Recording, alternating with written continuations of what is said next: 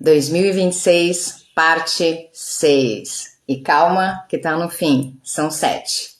Mas não acha que vai acabar, porque não vai não.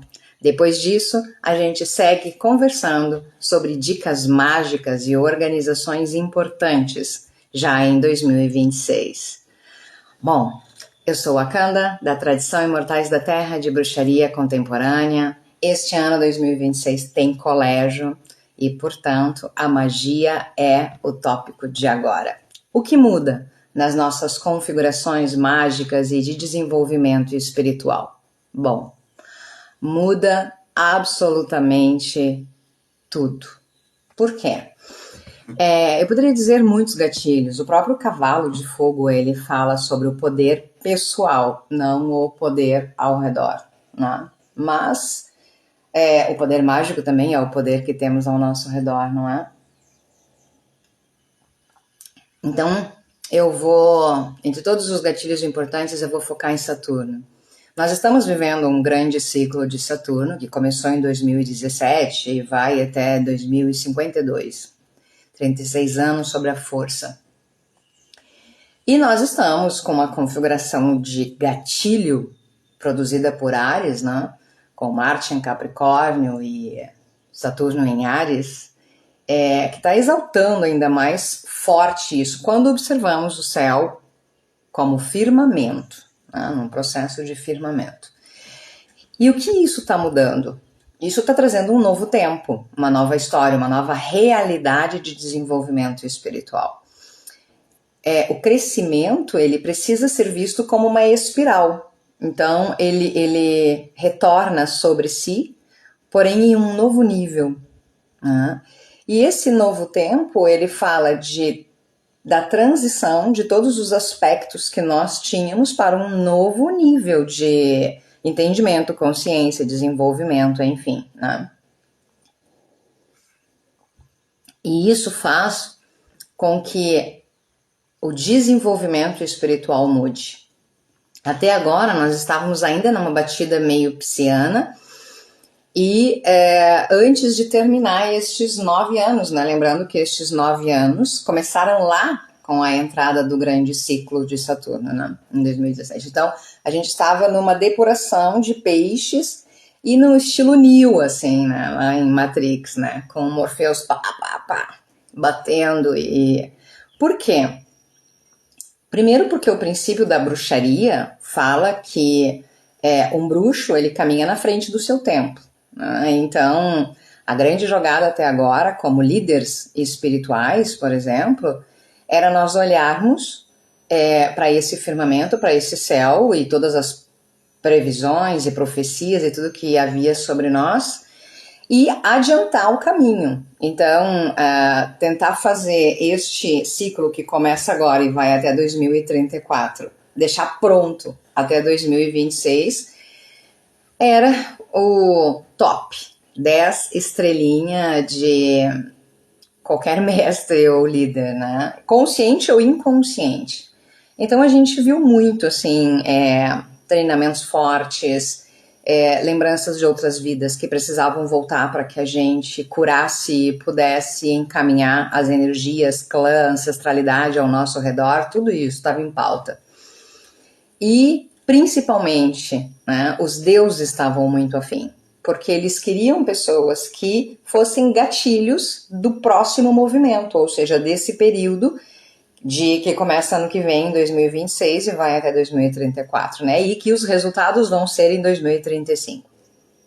Né? Então, tinha toda uma pressão que impulsionava os mais malucos, né? Aquela coisa de eu vou na frente, né? E é isso, né? O que foi alcançado foi, e o que não foi alcançado agora muda o jeito de acessar isso. A espiral subiu. Então, como líderes espirituais, agora, aquilo que não foi alcançado e que não vai ser instaurado em 2026, ele entra nessa nova programação e isso faz com que tenha que se ter um cuidado de não envolver as pessoas que são guiadas nos teus processos, nos teus objetivos e tudo mais. que era uma das principais características até aqui, né? Nós andávamos em bando e vamos lá, vamos lá. Agora não. Agora é cada um buscando a sua essência, né? Então, também para nós, né, mas para todas as pessoas, a dinâmica de elevação dimensional, de evolução, de despertar espiritual muda. Nós saímos dessa, o Namoronador, que é um aspecto pisciano, né? Saímos que acabou, não existe mais essa energia sobre as nossas cabeças, e com todas as guinadas que vamos dar até Samhain, entramos definitivamente no processo de cada um no seu tempo, cada um na sua história, cada um no seu momento, porque temos 9 anos. Nós só vamos passar novamente pelo crivo, né, daqui a 9 anos. Então não há mais necessidade, não estamos mais atrasados. Por quê? Porque naquele ciclo nós tínhamos condições de dar uma guinada. Agora não mais. Né? Agora a gente entra num processo de 9 anos e então todos nós vamos, ao longo desses 9 anos, buscar aí o que faltou para cada um de nós, né? E isso muda o jeito que a magia e a feitiçaria funcionam. Né? Vou explicar. Porque até então, dentro de Peixes, e principalmente numa história de terceira para quarta dimensão, cafezinho. Numa história de terceira para quarta dimensão, nós tínhamos muito da manifestação ainda no plasma, tanto no sangue vermelho quanto no sangue verde. A feitiçaria, ela estava muito ainda numa história de injeta energia e interfere na soma, né? Na soma lá no final da história. E agora não mais, né? Agora, a física quântica e principalmente, assim, a matemática encarnatória começam a contar de uma forma bem diferente sobre a magia. Né? Então, magia a partir de agora é algo extremamente estudado, mapa, numerologia. E o que se faz magicamente, não é que a magia vai deixar de existir, a feitiçaria não vai mais, né? Não. O que é preciso é entender quais as energias você pode acrescentar nos fluxos que já existem para tornar o melhor resultado mais auspicioso, né? Mais fluido, para que alcance o melhor resultado. Então, a gente entra numa feitiçaria muito do reino. Então, aquela coisa básica da água para impulsionar, da água de cascata para impulsionar, da água do mar para gerar, da lua crescente, do sol. Né? Então, os feitiços eles ficam muito mais elaborados, no sentido de roda. Por exemplo, uma água de lua azul, que demora 2 anos e 7 meses, né? Se tu vai fazer um processo de geração com água de Yule e, enfim, com água de Lita e aí com tintura da Mãe da Consciência, tu vai demorar mais de 1 ano, muitas vezes, para alcançar a vibração que tu quer alcançar por aí, né? Mas, ao mesmo tempo, com o estudo e levando em consideração essa espiral que subiu também nas questões mágicas da hierarquia espiritual, os resultados podem ser muito mais potentes. Só que não às cegas. Não tem mais aquela de, faz o feitinho pra mim. Né? Cada vez menos vai ter.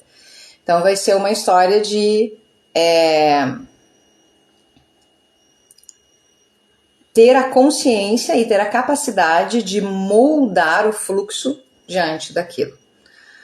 Qual a principal diferença? Com certeza a mudança é em relação aos tronados na nossa vida, aos deuses tronados da nova era, e com relação aos orixás cósmicos, né? Que eles efetivamente, como deuses nativos, acessaram as forças estelares deles, né? Então, isso muda, né? A gente sai aqui de uma história de quem me dá mais eu faço, e vai para uma história de entender o fluxo, a teia, entender a geometria, entender a ressonância, entender a a física, né? A quebra de realidade, o colapso de onda, voltamos a ser a alquimia, né? Voltamos à alquimia do mago, né? Com certeza, cada vez mais, né? Então é isso, né? Vamos a mais um encontro ainda. Preparados para a nossa virada que vem é 2026? Né? Nos segue aí, vê o nosso link na bio para o colégio, entre em contato, já coloca o seu nome, porque embora comece em Samhain, né, começa a partir de maio, mas as aulas do online começam já em março. Então, entra aí, coloca, vamos lá. Ano de autoconhecimento.